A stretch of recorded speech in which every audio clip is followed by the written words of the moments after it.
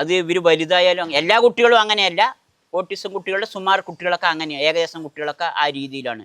ചെറിയ കുട്ടികളുടെ മാതിരി എല്ലാ സമയത്തും അവരിനെ ഒരു കണ്ണ് നമ്മുടെ ഒരു കണ്ണ് വേറെ എവിടെയാണെങ്കിൽ ഒരു കണ്ണ് ഇവരിലൊന്നും ഉണ്ടായിരിക്കണം. മറ്റുള്ള കുട്ടികളുടെ മാതിരി അശ്രദ്ധരായിട്ട് ഇവരിനെ വിട്ട് കഴിഞ്ഞാൽ വിടാൻ പറ്റില്ല. ജീവിതത്തിന്റെ വലിയൊരു പങ്ക്. അപ്പോൾ ഇതിൻ്റെ കഷ്ടങ്ങൾ ഈ രക്ഷിതാക്കൾ അനുഭവിച്ച് രാത്രി ഉറക്കമില്ലാണ്ടും ഇവർ സിജുവൊക്കെ 2 മണി ചിലപ്പോൾ 3 മണിയൊക്കെ ആവും ഉറങ്ങുമ്പോൾ. അങ്ങനെ ഉറക്കമില്ലാണ്ടല്ലോ അങ്ങനെയുള്ള വലിയ പ്രശ്നങ്ങളൊക്കെ ആയപ്പോൾ ഭയങ്കര ബുദ്ധിമുട്ടൊക്കെ ആയപ്പോഴാണ് ഞാൻ ഇവരുടെ അടുത്തേക്ക് വരുന്നത്. അപ്പോൾ ഇടയ്ക്കൊക്കെ ഒരു സഹായത്തിന് വേണ്ടി ഹെൽപ്പിന് വരികയാണ് കൂടെ ഒരു രാത്രി ഉറക്കം ക്ഷീണങ്ങൾ മാറാനൊക്കെ ആയിട്ട്. അങ്ങനെ വന്നിട്ടാണ് സിജുവിൻ്റെ സ്നേഹം ഞാൻ മനസ്സിലാക്കുന്നത്. അങ്ങനെ ഒരു ദിവസം അങ്ങനെ ഒരു സന്ദർഭം ഓർമ്മയുണ്ടോ?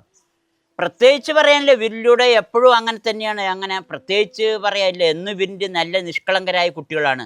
ഇവരെന്ത് ചെയ്താലും നമുക്ക് വിഷമം ഉണ്ടായില്ല. ഇവർ കൽപ്പിച്ചൂട്ടി ഒന്നും ചെയ്യണമല്ല. ഇവർ അറിയാണ്ട് എന്തെങ്കിലും ചെയ്യണേ തന്നെ അറിയാണ്ട് ചെയ്യുന്നത് നിഷ്കളങ്കരായ കുട്ടികളാണ്. ഇവരിനെ സ്നേഹിച്ച നമ്മ വിട്ടുമാറും. നമ്മളിപ്പോൾ ഒരു വീട്ടിൽ പലവരും പല ഇതിനെയും വളർത്തുന്നുണ്ട്.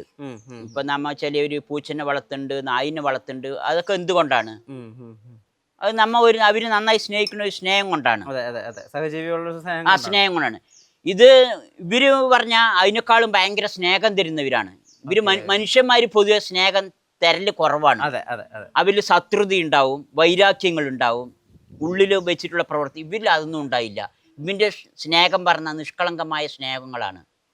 അത് അനുഭവിച്ച് തന്നെ അറിയണം. അത് ഓട്ടിസം കുട്ടികളുടെ എല്ലാ കുട്ടികളുടെ കാര്യം അങ്ങനെ തന്നെയാണ്. അത് നമ്മൾ അനുഭവിച്ചറിയണം. അത് അനുഭവിച്ചറിഞ്ഞാൽ നമ്മൾ പിന്നെ വിട്ടുപോയില്ല. അതുകൊണ്ടാണ് ഓട്ടിസം കുട്ടികളുടെ രക്ഷിതാക്കൾ എത്രത്തോളം ഇതാണെങ്കിലും ഇവരിനെ ഒഴിവാക്കാണ്ട് ഇവരിനെ സ്നേഹിച്ചുകൊണ്ടിരിക്കുന്നത്. അല്ലെങ്കിൽ ഇവരിനെയൊക്കെ തൂക്കി എറിഞ്ഞ് അവർ പോയിട്ടുണ്ടാവും. ഓട്ടിസം കുട്ടികളുടെ രക്ഷിതാക്കൾ പൊതുവെ ഇവരെ തൂക്കി എറിഞ്ഞു പോയില്ല. അത് പറഞ്ഞാൽ ഇവൻ്റെ നിഷ്കളങ്കമായ വലിയൊരു സ്നേഹം ഇവൻ്റെ ഉള്ളിലുണ്ട്. അതുകൊണ്ട് തന്നെയാണ് അവർ ഇത്രയും വലിയ ത്യാഗം സഹിച്ചിട്ട് അവരിയ്ക്കുന്നത്. ഈ കുട്ടികളുടെ കൂടെ ജീവിക്കുക പറഞ്ഞാൽ അവർക്ക് ഒരു തൊഴിൽ ചെയ്യാൻ പോകാൻ പറ്റില്ല, പുറത്ത് ജാളി അടിച്ച് പോകാൻ പറ്റില്ല, ഒരു കല്യാണത്തിന് പോകാൻ പറ്റില്ല, ഒരു വിരുന്ന് പോകാൻ പറ്റില്ല. അവിടെ സ്വന്തം ജോലികൾ നല്ല നല്ല വിദ്യാഭ്യാസമുള്ളവരുണ്ട്. അതൊക്കെ ഉപേക്ഷിച്ച് ഇവൻ്റെ പുരോഗതിക്ക് വേണ്ടി അതൊക്കെ കളഞ്ഞ് ഇരിക്കുന്നവരുണ്ട്.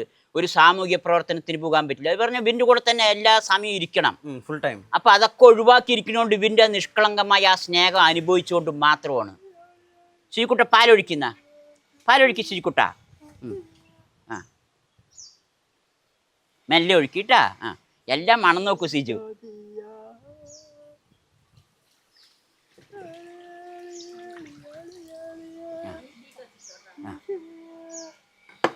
തീക്കത്തിക്കട്ടെ നമുക്ക്. ഇപ്പം ഈ യൂട്യൂബ് ജേണി തുടങ്ങിയിട്ടേ ഇപ്പൊ ഷിജുവിന് അറിയോ യൂട്യൂബില്? ഷിജുവിന് ഇപ്പൊ അവന്റെ തന്നെ വീഡിയോസ് യൂട്യൂബിൽ കാണുമ്പോഴേ ഷിജുവിന് അത് മനസ്സിലാക്കാൻ പറ്റുന്നത് ഷിജു തന്നെയാണ് എന്നൊക്കെ? ഷിജുവിന് യൂട്യൂബിൽ വരുമാനമുണ്ട്, സമ്പാദ്യ പദ്ധതിയുണ്ട്, ഇതൊന്നും അറിയില്ല അവനിക്ക്. അങ്ങനത്തെ കാര്യങ്ങളൊന്നും അവനക്ക് അറിയില്ല. പക്ഷെ അവന്റെ വീഡിയോ എനിക്ക് ഭയങ്കര ഇഷ്ടമാണ്. അത് അവന്റെ കണ്ടുകൊണ്ടിരിക്കും. അവന്റെ വീഡിയോ പിന്നെ പാട്ടുകള്. ഷിജുവിന്റെ വീഡിയോസ് തന്നെ യൂട്യൂബിൽ കാണാൻ ഭയങ്കര ഇഷ്ടമാണ്. യൂട്യൂബ് ചാനലിൽ തന്നെ ഷിജാസ് ഓട്ടിസം എന്നാണല്ലോ എഴുതിയിട്ടുള്ളത്.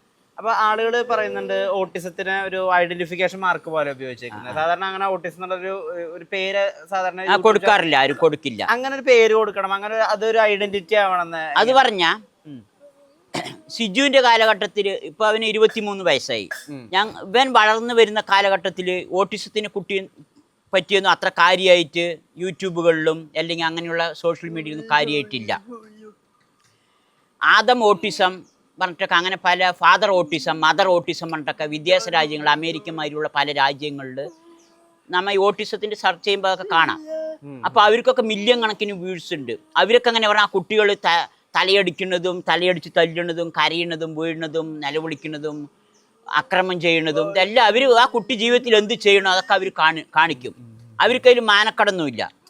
അവർ സമൂഹത്തിൽ ഇങ്ങനത്തെ കുട്ടികളെ കൊണ്ടുവരാൻ വേണ്ടി ജനങ്ങൾക്ക് അറിയാൻ, ഇങ്ങനത്തെ സമൂഹത്തിൽ ഇങ്ങനത്തെ കുട്ടികളുണ്ടെന്ന് മനസ്സിലാക്കാനും അറിയാൻ വേണ്ടിയിട്ടാണ് അവരത് അങ്ങനെ ചെയ്തിട്ടുണ്ട്. അവരൊക്കെ നല്ല വിദ്യാഭ്യാസമുള്ള ആളുകളാണ്. അപ്പോൾ സിജുവിനെ അങ്ങനെ നമ്മൾ ഇങ്ങനെ അറിയണം പറഞ്ഞൊരു ഇത് തുടങ്ങിയപ്പോൾ ഈ പേരൻ്റെ അടുത്ത് ഷിജാസിൻ്റെ പേരും അതേമാതിരി നമ്മൾ കണ്ടിട്ട് അവൻ്റെ ഓട്ടിസം എന്ന് പേര് ചേർത്തിട്ട് ഷിജാസ് ഓട്ടിസം എന്ന് തന്നെ പേരിട്ടു. അപ്പോൾ ഇതുകൊണ്ട് എന്താ ഒരു ഗുണമുണ്ടായി പറഞ്ഞാൽ നമ്മൾ തുടങ്ങുമ്പോൾ അങ്ങനെ ഒരു ഉദ്ദേശമൊന്നുമില്ല, അവൻ്റെ പേരോട് ചേർത്തി എന്നുള്ളൂ, അവർ വെച്ചത് കൊണ്ട് നമ്മൾ അതുമാതിരി ചേർത്തി എന്നുള്ളൂ. അതുകൊണ്ട് എന്താ ഒരു ഗുണമായി പറഞ്ഞാൽ ഈ ഓട്ടിസം കാര്യങ്ങളൊക്കെ ചർച്ച ചെയ്യുമ്പോൾ ഈ വീഡിയോ ടപ്പെന്ന് അവൻ്റെ അടുത്ത് പോയി എത്തും. അപ്പോൾ അവർക്കൊക്കെ അവർക്കൊക്കെ നടത്താൻ കഴിയുന്നുണ്ട്.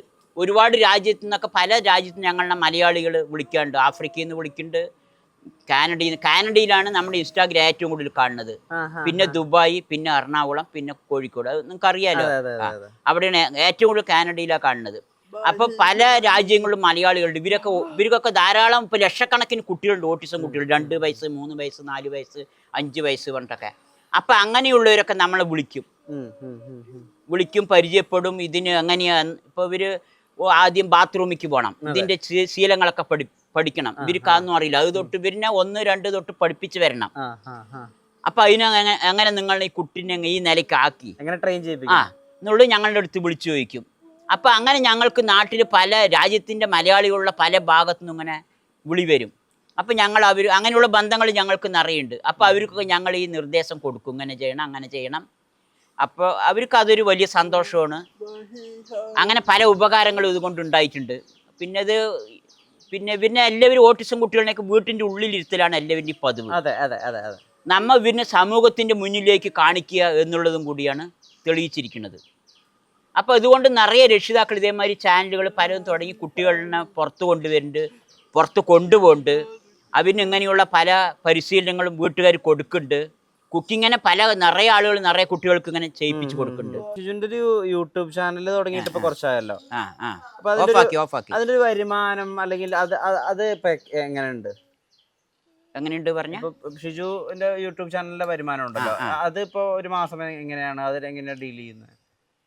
അത് അവൻ്റെ അക്കൗണ്ടിലേക്ക് വരും, അത് അക്കൗണ്ടിൽ തന്നെ കിടക്കും. നമ്മ അവൻ്റെ പൈസയൊന്നും എടുക്കുകയൊന്നുമില്ല, അവൻ്റെ പൈസയും നമുക്ക് ആവശ്യമില്ല.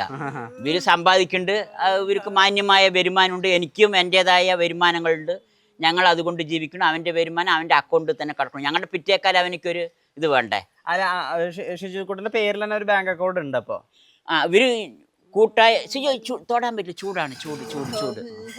കൂട്ടായ അക്കൗണ്ടാണ്. ഇവർക്ക് ഒറ്റയ്ക്ക് അക്കൗണ്ടുകളൊന്നും കൈകാര്യം ചെയ്യാൻ പറ്റില്ല. ഉമ്മാന്റെ പേരിലാണ് അക്കൗണ്ട് ഉണ്ടാവും, ഇവന്റെ കൂടെ ആ പേരും കൂടി ഉണ്ടാവും. ഇവർക്ക് ഒറ്റയ്ക്ക് ഒന്നും ചെയ്യാൻ പറ്റില്ല. ഇവർക്കുള്ള പ്രശ്നങ്ങൾ ഇപ്പൊ എങ്ങനെ പറഞ്ഞാൽ, ഇവനിക്കൊരു തൊഴിൽ ചെയ്യണം. അപ്പോൾ വ്യവസായ വകുപ്പിൽ ചോദിച്ചപ്പോൾ ഇവന്റെ പേർക്ക് ലൈസൻസ് എടുക്കാൻ പറ്റില്ല പറഞ്ഞു. ഇവൻ എന്തെങ്കിലും കുറ്റം ചെയ്ത് കഴിഞ്ഞാൽ ഇവനെ അറസ്റ്റ് ചെയ്ത് കൊണ്ടുപോകാൻ അവർക്ക് നിയമമില്ല. അപ്പൊ രക്ഷിതാക്കളുടെ പേർക്ക് എടുക്കാൻ പറ്റുള്ളൂ. അപ്പൊ ഞാൻ ചോദിച്ചു, രക്ഷിതാക്കളുടെ പേർക്ക് എടുത്തു കഴിഞ്ഞാൽ രക്ഷിതാക്കളുടെ പിറ്റേക്കാലം ഇവർക്ക് ഒരു സമ്പത്തൊക്കെയായി രക്ഷിതാക്കളുടെ പിറ്റേക്കാലം ഈ സ്ഥാപനം മക്കൾക്ക് എല്ലാവർക്കും പോയില്ലേ ചോദിച്ചു. അപ്പോൾ എറണാകുളത്ത് ഒരു വക്കീലുണ്ടായിരുന്നു നിയമോപദേശം തരാൻ. അപ്പോൾ അവര് പറഞ്ഞു, രക്ഷിതാവ് ജീവിച്ചിരിക്കുമ്പോൾ എഗ്രിമെന്റ് എഴുതി വെക്കണം. ഇവനിക്ക് വേണ്ടി ഞാൻ തുടങ്ങിയ സ്ഥാപനമാണ്, അതിൻ്റെ വരുമാനം ഇവനിക്ക് വേണ്ടിയിട്ടാണ് അതിൻ്റെ എല്ലാ അധികാരങ്ങളും. എൻ്റെ പിറ്റേക്കാരും അത് അവനിക്ക് മാത്രം ലയിക്കുന്നതാണ് പറഞ്ഞിട്ട് കോടതിയിൽ നമ്മൾ ഒരു കംപ്ലൈൻറ്റ് കൊടുത്ത് ഒരു വിധി വാങ്ങി എടുക്കണം എന്നാണ് പറഞ്ഞത്. അല്ലാണ്ട് ഇവർക്ക് സ്വന്തമായി ചെയ്യാൻ ഇപ്പോഴും ഗവൺമെൻറ് ഒരു ആനുകൂല്യങ്ങളൊന്നും ഇവർക്ക് കൊടുത്തിട്ടില്ല. അതേമാതിരി ഭിന്നശേഷി കുട്ടികൾക്ക് ജോലി പറയും. ഇവർക്ക് ബുദ്ധിപരമായ വൈകല്യം ആണെന്നാണ് ഗവൺമെൻറ് തീരുമാനിച്ചു വെച്ചിരിക്കുന്നത്. ഒരുപാട് ബുദ്ധിയുള്ള കുട്ടികളുണ്ട്, അതുകൊണ്ട് ഇവർക്കൊന്നും ജോലി കൊടുക്കില്ല. ആ ആനുകൂല്യങ്ങളൊക്കെ ആര് പറ്റിയിട്ട് പോകും? ബാക്കി കാല്, കൈ, ഇങ്ങനെയുള്ള കണ്ണ്, ചെവി ഇങ്ങനെയുള്ള കുറവുള്ളവർക്കൊക്കെ പോകും. അതുകൊണ്ട് ഗവൺമെന്റിന്റെ സംഭരണം വിരിക്കൂല്ല. സംഭരണം ഉണ്ട് പറയാൻ ഓട്ടിസം കുട്ടികൾക്കില്ല. മനസ്സിലായി.